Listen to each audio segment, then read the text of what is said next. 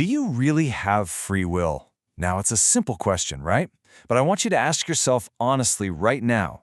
Are your daily experiences, your sudden reactions, your deep desires, are they truly chosen by you? Or are you just reacting to things completely out of your control? Welcome to This Explainer. We're skipping the small talk today because we need to confront something absolutely foundational about how you and I actually operate.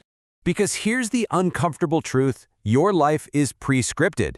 It hits hard, doesn't it? The reality is, most of our desires, our fears, and our daily actions are largely living on autopilot.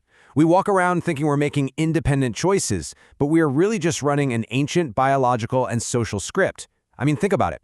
If you know exactly what's going to please you and exactly what's going to anger you tomorrow, how free are you really? There's literally no newness in a life lived strictly by avoiding the unpleasant and chasing the pleasant. The anatomy of human tendencies. Today, we're dissecting the very machinery that drives human behavior. Okay, let's dive into this quote. There is no bigger slavery than doing what you want to do.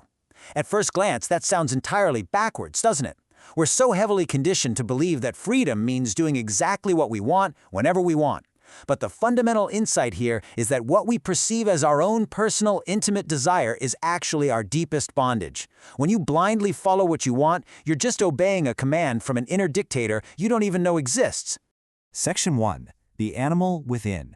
Let's peel back that first layer and look at our primordial instincts. So, let's talk about evolutionary baggage. These are the inherited tendencies, the fears, and the desires that your body naturally carries at birth, completely prior to the formation of your individual ego.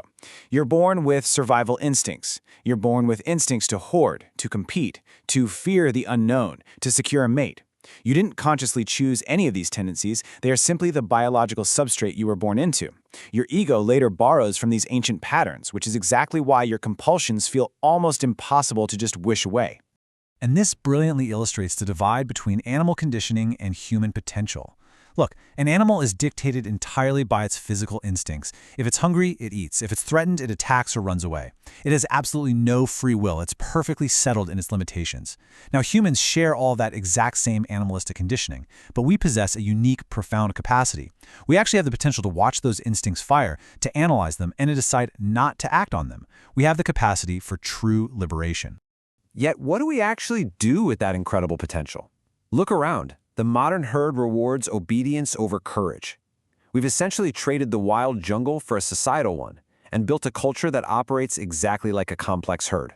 We're conditioned to prioritize niceness over honesty, safety over growth, and agreement over truth.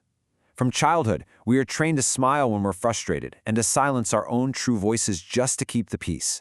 It's really a system of self-erasure masquerading as virtue. Section 2. The ego's trick. How it commandeers the mind. Now, what's really interesting about this slide is how we can break down the exact formation of the ego.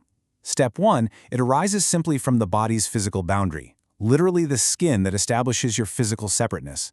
Step 2, it borrows from the external world. And Step 3, it inflates itself with your personal achievements and your wounds. The absolutely crucial point here is that the ego is not a physical organ. It's not a real substance. It's a structural error. It basically takes credit for your biology and then claims external things like your job, your relationships, your ideologies as its own core identity. Think about how it manipulates your own mind. The ego's version of the past is always the past as the ego needs it to be. Your mind is basically a neutral machine. It's just made of memory and intellect. But when the ego commandeers that machine, your memory becomes highly selective. It preserves the memories that validate its story and inflate its importance, while completely suppressing or distorting anything that threatens its survival. You aren't remembering objective truth. You're remembering a curated script specifically designed to keep the false ego alive. So I really have to force you to pause right here and ask yourself, are your achievements and your wounds really yours? Take a moment to deeply introspect on that. Think about the political ideologies you fiercely defend, the nationality you're so incredibly proud of, the relationships you cling to in hopes of feeling complete. Are they truly you, or are they merely borrowed conditioning that you've literally been hypnotized into claiming as your identity? What we are really looking at is a gathering of external forces collated into me. What you fiercely defend as your inside, your innermost thoughts, your deepest fears, your desires, is actually deeply external. It's an accumulation of socially instilled beliefs, parental expectations, and those raw animal instincts we talked about. It's exactly like being a puppet, where every part of what you call yourself is actually a string being pulled by an external force or an ancient inherited tendency. In reality, you exercise almost no real control over yourself. Section 3. The human responsibility. It's time to talk about choosing freedom. There's a stark dichotomy here. Animals are content. Man is restless. A dog is perfectly all right just being a dog. It's completely settled and contented in its natural limitations. But human beings are fundamentally different. As our brains develop, as we analyze our surroundings, we become restless. We are not all right just being a biological machine. And that very restlessness, that deep inner friction and anxiety you feel, it's not a disease to be cured with more consumption or mindless entertainment. It is an urgent built-in call to awaken.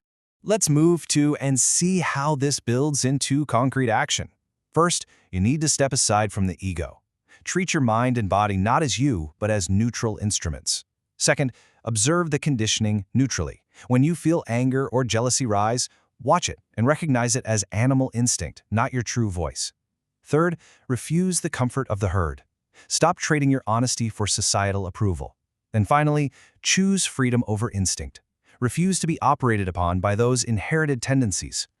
Keep this hard-hitting realization deeply embedded in your mind. If you desire what everybody has been desiring, you will get what everybody has been getting. Chasing conventional success, the approval, the hoarding, the comfortable herd life, is really just acting out a primordial script that's been repeated millions of times over. And let's be honest with ourselves, what everybody has been getting hasn't been too good, has it? It's just a repetitive cycle of temporary pleasure followed by profound emptiness. So, I'm going to leave you with this final provocative thought. Will you finally step back, read the script, observe the conditioning, and step into your true human responsibility? Or will you just keep acting it out blindly, acting as a willing slave to the animal within and the herd without? The choice and the ultimate freedom that comes with it is entirely yours.